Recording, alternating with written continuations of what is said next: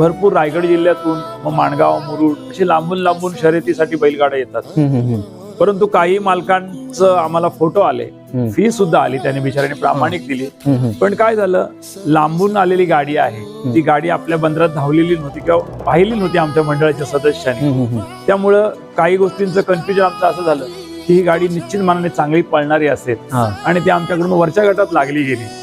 परंतु प्रत्यक्ष इथं मालक आल्यानंतर बोलायला लागले की माझी गाडी एवढ्या वरच्या गटातली नाही. तर तशी काही प्रकारची शंका किंवा समस्या यायला नको, म्हणून माझी प्रत्येक गाडी मालकाला विनंती आहे, अजूनही आपल्याकडे 7 ते 8 दिवस आहेत. एक दिवस असा काढा की ती महाजने बंदरावर ती गाडी आपली महाजने बंदरामध्ये तुमची फिरून जायला येऊ दे, आमच्या मंडळाच्या सदस्यांना दिसू दे, म्हणजे तुमची गाडी अचूक गटामध्ये लागेल आणि तुम्ही सुद्धा इथे गुलाल पडून जाल, म्हणजे गुलाल तुमच्या अंगावर पडेल आणि त्याचा आनंद आम्हाला मिळेल. कारण की मागची जी 14 डिसेंबर रोजी शर्यत झाली त्यामध्ये हे झालेलं होतं. थोडासा झाला हा प्रकार. काही गाडी मालक नाराज झाले, काही गाडी मालकांच्या गाड्या मग आमच्या मंडळाच्या सदस्यांनी पण खूप मेहनत घेतली.